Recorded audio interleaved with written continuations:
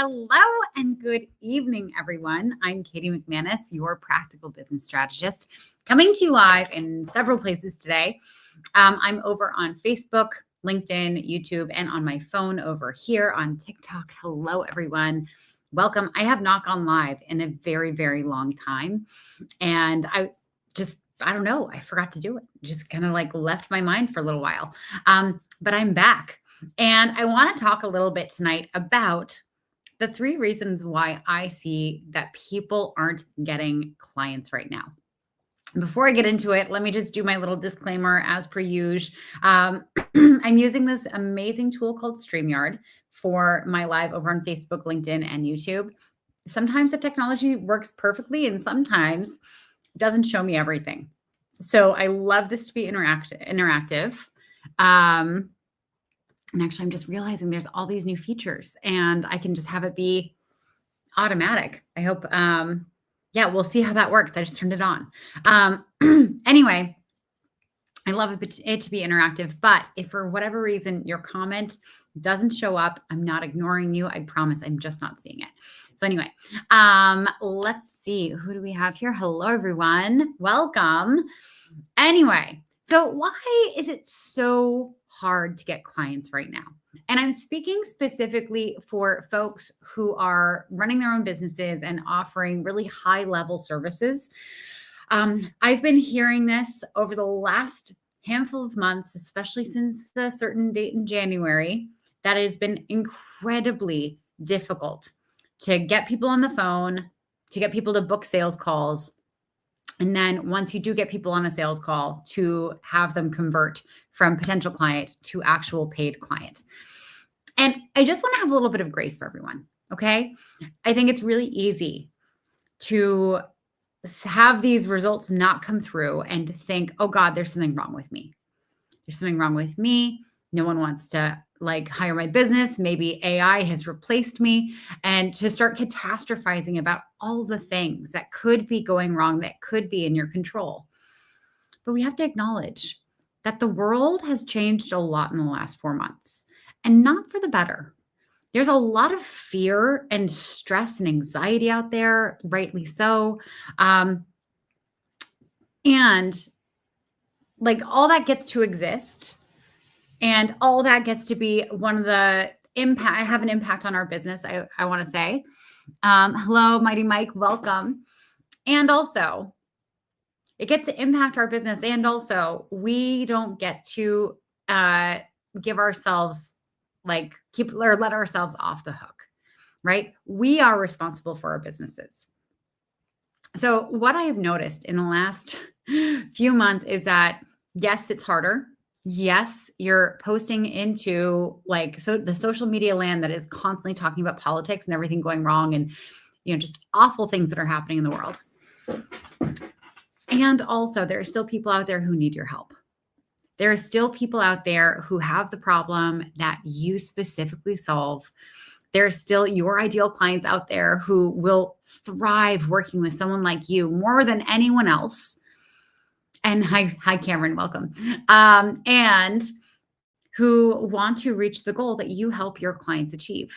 Okay, they are still out there and they're still struggling with the problem that you could help them with. They still have not reached the goals that you help your clients with. So it's so easy to point to the world and be like, whoa, dumpster fire, scary, not for me, things are hard, and to take yourself out of the game. But at a certain point, when clients slow down, when business slows down, it is also up to you, my friend. And I know it's really hard to keep yourself in the game. So today I'm going to talk about the 3 reasons why you're actually not getting clients right now. And I'm going to be going into these with a little tough love and lots of grace. Okay. Because I know I'm feeling it as well. I'm an empath. And I know most people who say that they're empaths aren't actually empaths. I actually am.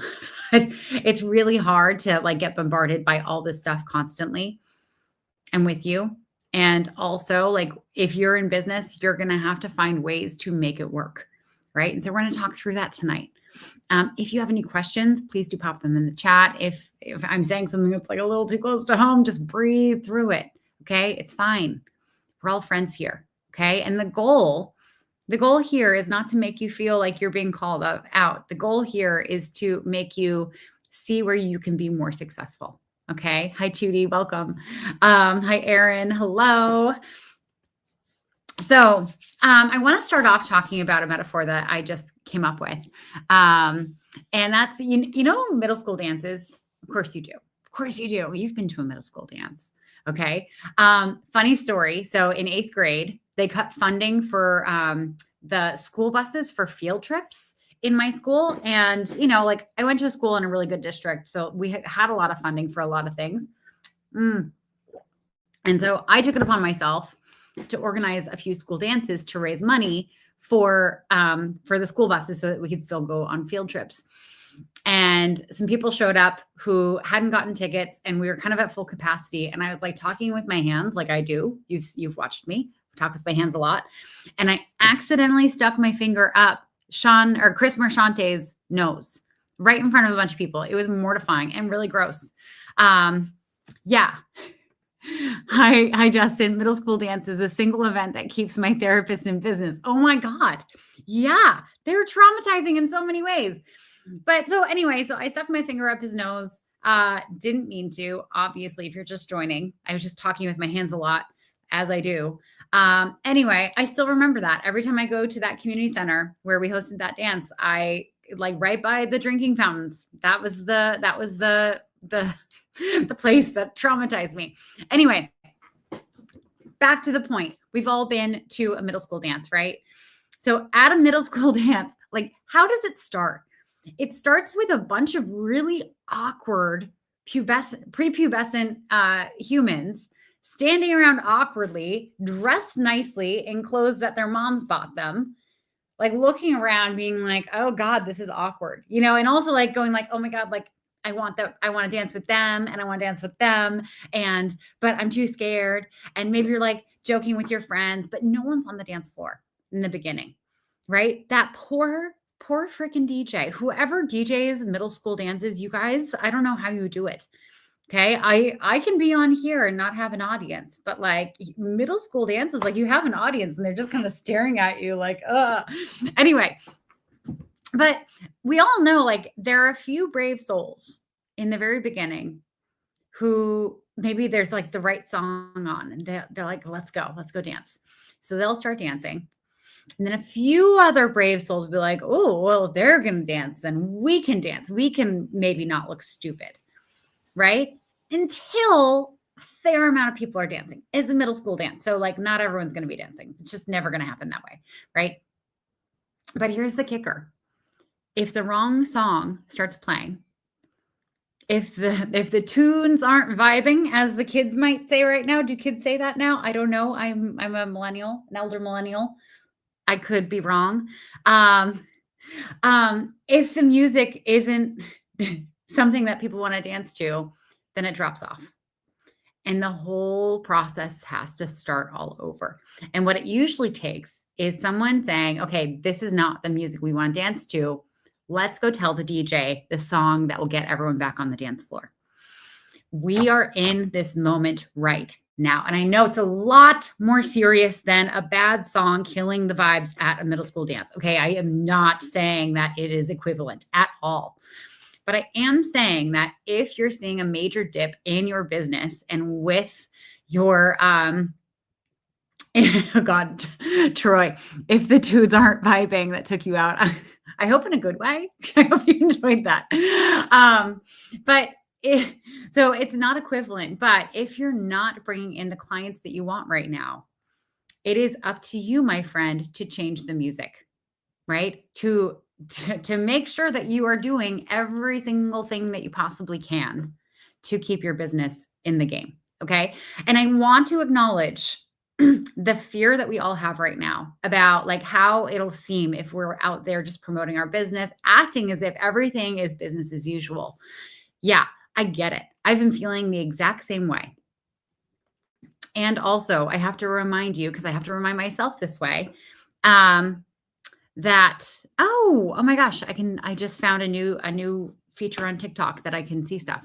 That's amazing. Okay. Anyway, but what was I saying? I got distracted. Oh, it's up to each and every one of us to stay in the game, to continue making money, to keep being successful, right? Because if we pause, if we start shutting down and withdrawing, guess what? The bad guys win. They want that. They want there to be chaos, not only in our country, but they want there to be chaos in our businesses, in our personal lives. And guess what? I know I'm pissed at capitalism right now too. I don't think it's a system that's working for everyone. And it's what we've got right now. It's just what we're in. So we have to find a way to function within that system. We have to find a way to be able to show up for our businesses in a way that we are proud, we are not ashamed, we're not afraid of backlash, and we get to then be powerful players in a world and in the world and create the world that we want to have. Right? Because I want you to think about this. There's so many small businesses that are struggling right now. And how amazing would it be if you were doing so well in your business that you could turn around and, really support them? There are so many nonprofits that are losing funding right now.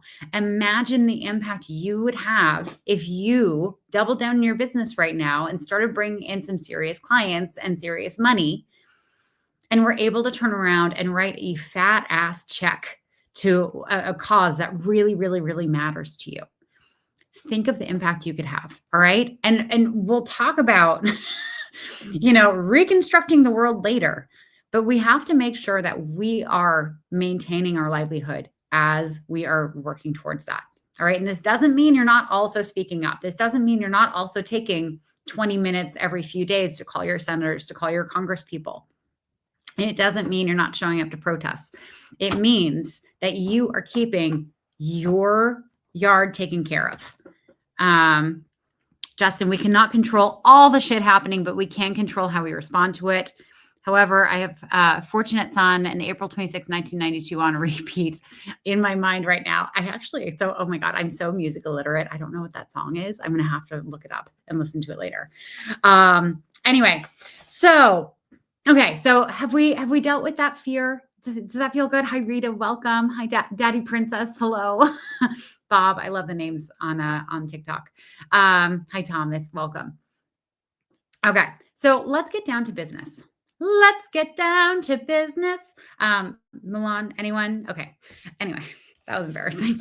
All right, the 3 reasons you're not getting clients right now. And they're really 3. There are 3 that are very, very core, and they can show up in a lot of different ways. So I'll flesh them out for you. But essentially, you're withdrawing your visibility, right? Here's the one truth that we all have to live by if we're going to have a business. People cannot hire us if they don't know that we exist. That's it.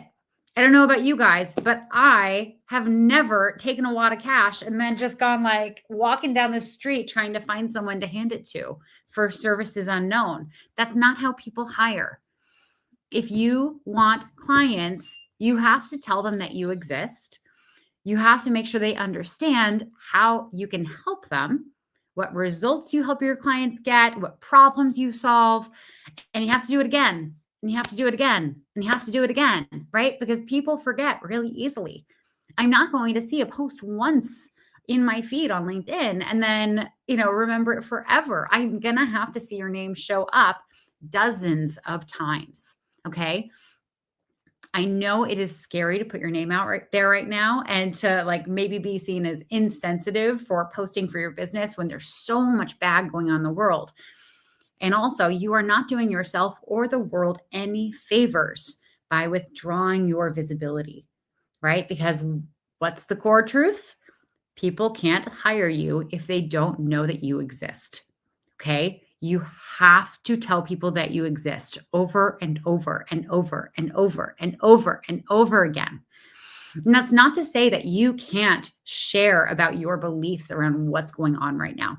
Okay. I actually encourage that. I know that there are a lot of business coaches out there who are like, no, don't talk about politics.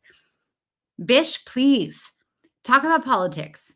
Scare away the people who are not aligned to your values. We know who those people are because I don't get a whole lot of those people in my world because I talk about my politics. I'm very open about them. I'm open about my belief for human rights. I'm open about my belief for women's rights. I'm open about my belief for like, democracy in general, which shouldn't be, a controversial opinion, but it somehow is these days, which is a whole conversation for another day. But we cannot freak ourselves out and keep ourselves hidden. Okay. I had a mentor who constantly said, you cannot be a secret and a success at the same time. Okay. There's this book that I read when I first started my coaching business, called The Prosperous Coach. And like, while there are some helpful nuggets in that book, I thought that my takeaway was that this book was a huge disservice to coaches everywhere, because there was one anecdote in there where they talked about this one coach who had been like, I don't know, like a Navy SEAL, and he charged like $50,000 a year to work with him, and he only accepted 4 clients, and he did no marketing. He just had business cards that got passed around to his ideal clients. And then he would get people who were invite only, and then he would, I don't know, get them as clients. That doesn't happen in the real world. Okay. Who are you supposed to hand these magical business cards to? And how are they supposed to know that they can refer their friends to you? No. For people to hire you, they have to know that you exist. Simple as that. Okay. So you cannot withdraw.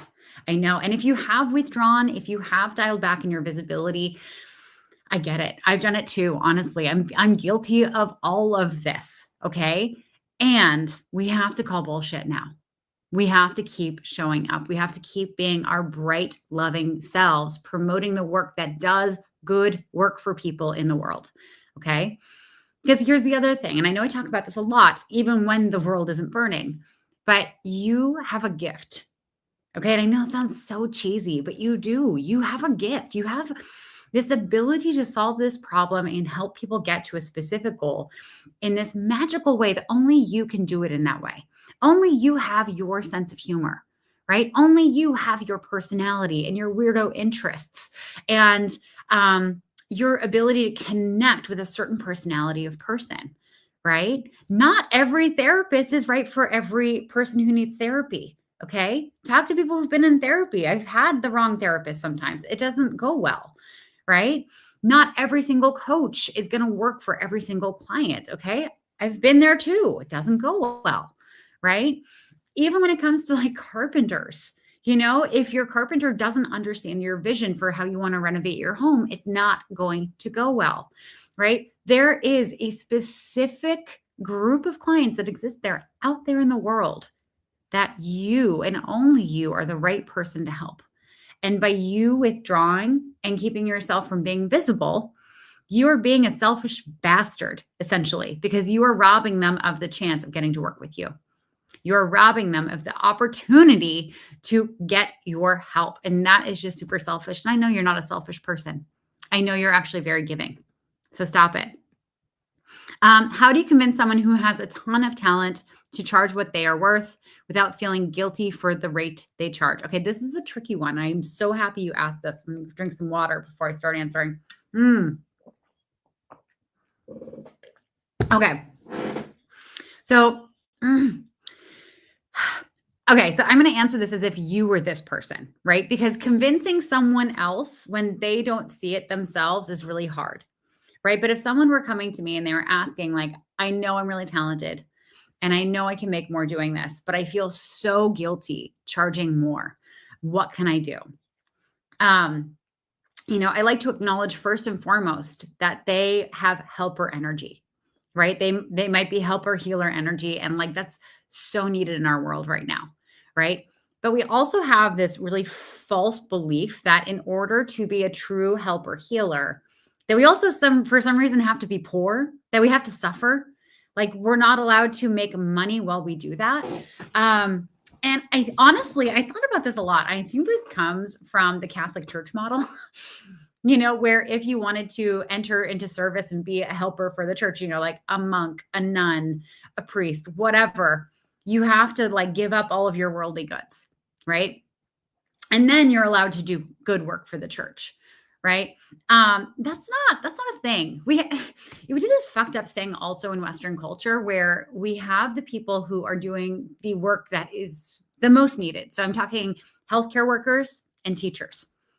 And we have them work themselves to the bone, and then they have to continue working off the clock. And that is seen as noble, right?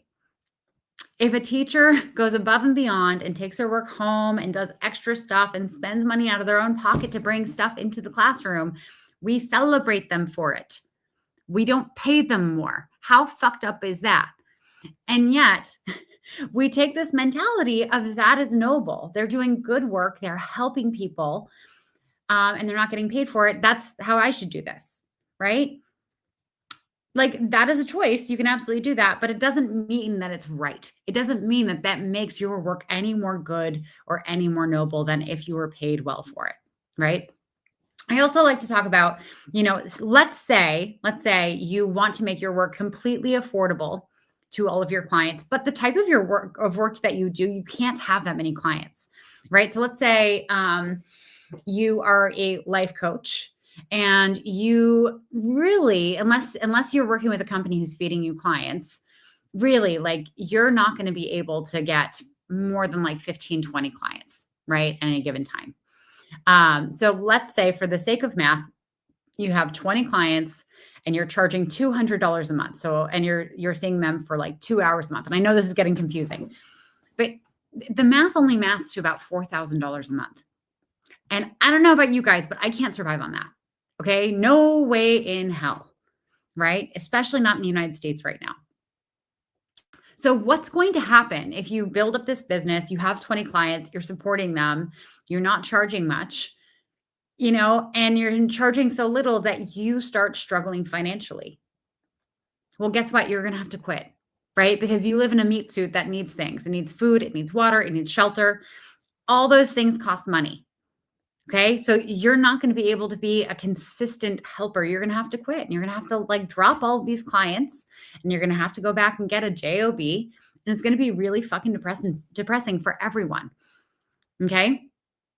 So you have to think about what's sustainable both for you and for your client. And so what I like to think of is, who is your high ticket client? And let's build that first. Let's get you up to whatever would have you in a comfortable lifestyle. So for a lot of people in the US, it's between $10,000 and $20,000 a month. Okay, let's build that first. So maybe you're charging for 10 people, 15, 20 people, whatever, $1,000 a month to work with you. All right, and then we figure out like what goes into that, right? But then once you have all of your needs met, and you have some surplus, and you have the ability to put some money aside, to save, to go on vacation, to live a good life, you can say, great, I'm going to do a scholarship fund, and I'm going to have positions for people that can't afford to work with me. You could also do a group program that's far more affordable, right? You would have the bandwidth also to do things that could help thousands of people. You could do some kind of free YouTube channel. You could write a book. You could go on a speaking tour. You could do so many cool things, but you need the capital to do it. You need the money coming in to be able to do that. And if you start off trying to be affordable to everyone because you feel guilty, then you're never going to get there. I would also ask you, who the fuck in your life told you that you were selfish or wrong for asking for money? It's a serious question. The way we interact with money in our world, money is life force. That's it. That's essentially it. Money, like you cannot get food without money. You cannot get land without money. You cannot get clothing without money, right? You need money. Even if you were to like do your own homespun and make your own clothes, like where are you getting sewing needles? Right? Are you going to make those too? Then you have to buy a mine. So like, there's no way to escape it. Money equals life force, right? So some asshole in your past told you that you asking for more life force was wrong. I beg your pardon. Straight to jail. Straight to jail. That's so fucked up. Right? You are not wrong. There's nothing wrong with asking for more money, because here's the thing. The other person can say yes, no, They can say yes, and great. They will pay you that money. You will provide them the service. They will value the service. There you go. They can also say no, right? And you know what? For the people who say no, it might not be worth it to them. They might not be able to afford it, but that's not your problem, right? If they really, really, really, really need help with something and you want to work with them, you can absolutely say, let's make a deal. This is your business. You make the rules. But you cannot have a business where you are like able to sustain your own life if you're not keeping at least a base income coming in. All right. So you need to charge enough. That's such a great question, Justin. All right. So number one, you've withdrawn your visibility. We're going to cut that shit out. Okay. If you want to get clients, you need to make sure that people know that you exist and understand what you do. Okay. Basics. You can't have a business without that. Yes. Truth bomb. Thank you. Oh, I see. There's a little feed here where you guys get to see the chat. That's cool. Okay. Anyway, the number two reason why you're not getting clients right now. This is so hard because it's something that like we all have to work on for ourselves. Your fear center right now is activated. Your survival is activated.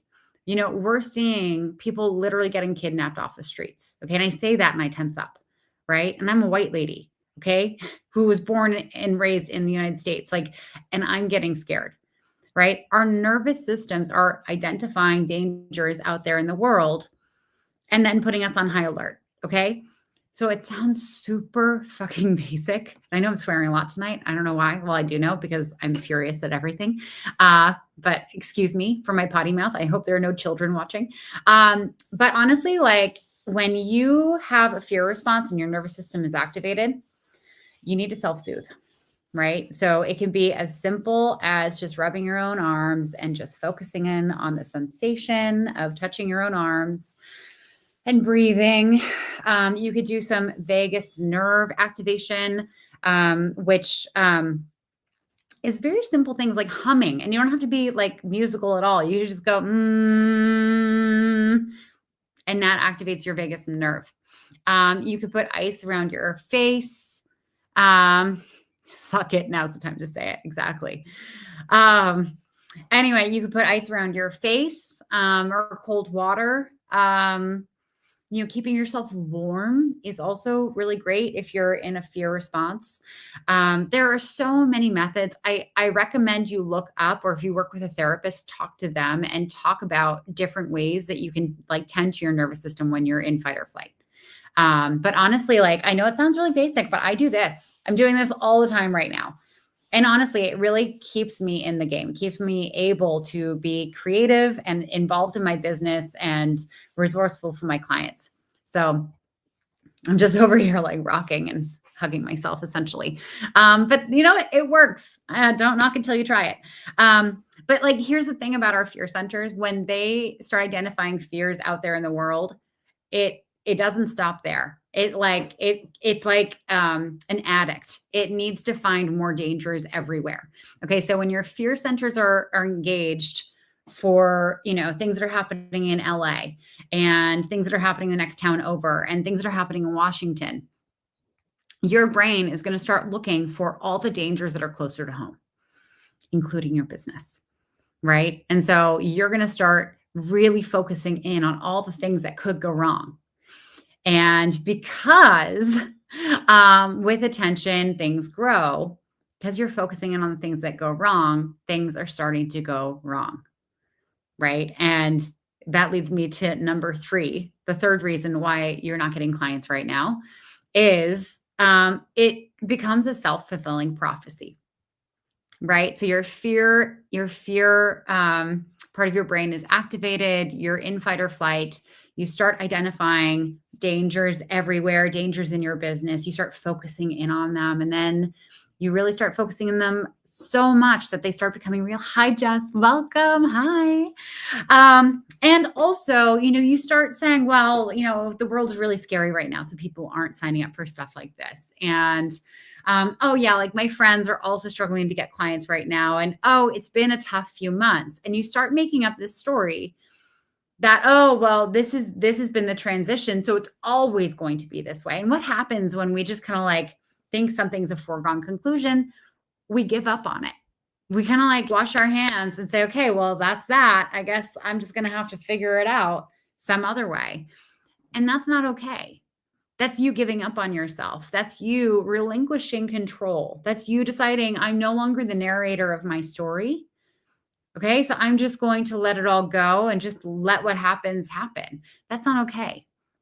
Right. We need more narrators. We need more people who not only want to be really successful in their business and make good money and be able to feed back into small businesses and great causes, but we need people who are living their truth out loud and in public. We need people who are being so authentically, loudly themselves that it inspires other people to stand up. Okay. It may not seem like a big thing to put yourself out there right now and face your fears and go and do the thing anyway right now. But I can't tell you how many people need to see it. Okay. I thank you for all the likes, Jess. I really appreciate it. Anyway, I've shared this a little bit, and this is probably why I haven't been going live, because I've been so busy. I was running for office in my small town in Massachusetts for like the last 3 months, and I lost by 55 votes. But I documented everything on a separate TikTok account called Katie and Harwich. If you want to go check it out, I'm still active on there. So I'm sharing, tips and tricks if you want to run for office, because I want more people running for office. But I shared each and every little step along the way to show everyone that if I could do it, they could do it too, because it's so intimidating. And I grew up in a family that's really heavily involved in politics. All right. My dad is like president of the Cape and Islands Democratic Committee. He's like been a mayor, a city council person, select board, all the things, except for things at like the state and federal level. So like I'm really tapped in, and I found it intimidating to go and fill out the paperwork and get the signatures and submit my name and do the campaign finance stuff. So I showed kind of behind the scenes and just kind of shared the process and what it was like all along the way. I got so many messages from people who were like, oh my God, I've just decided to run for something because I saw you do this. And you made it seem easier than I thought it would be. And you're right, it was. Right? We need more people who are putting themselves out there in that way, because it's going to inspire other people. Right? The thing that will absolutely crush us and make us victims of the world right now is if we just lay back and let life happen to us. Okay? That is the worst thing we can do. We need to go after our dreams right now, right? The human spirit cannot fight for what it wants if it doesn't believe that it's going to get what it wants, right? So if you have this dream of what you want your life to be, but you get too wrapped up in the fear of what's happening right now that you forget it, or you think that's no longer possible, what are you fighting for? Right? You have to fight for the thing that you want. Hold that in your mind. Get really, really detailed about what you want this world to turn into, and start working towards that. Start figuring out how you can start living that right now, because things have ripple effects. There was this amazing talk that I went to by Gloria Steinem when I lived in San Francisco, and I forget the other person. I think her name was Valencia. I'm forgetting her last name, but anyway, they were talking about the impact of art on law, and it's fascinating. There were murals that were put up before like segregation laws were taken down in the United States, before it became legal for people who had different skin colors to get married, that depicted people of different skin colors together. And it usually takes about 10 years. So there were pictures, there were paintings of a white person and a Black person together before it was legal, 10 years before it became legal. Will and Grace, like this silly comedy that was on the TV for, in the 90s, I think it came out. It launched about 10 years before gay marriage became legal in the United States, right? Art has an amazing impact on culture. This is one of the reasons why the current, uh, I don't even want to call it administration, is going after arts and going after books, because they understand that art has such a huge impact on culture and therefore on law and on what people will vote for, right? It's fascinating. So if you're an artist, if you're someone who has any creativity, if you believe in this brighter future, start creating art. Start designing something, start painting, start making stories, start writing scripts for TV shows and movies. Start imagining the world you want to create, not just for your business, not just for you, but for everyone, and put it out into the world. Put it out, because what's the worst thing that can happen, right? People see and go, meh. But you know what? Someone might see it and be like, oh my God, I want that. I want that world. And it'll start shifting things in their minds so that they start looking for opportunities to see it more and more.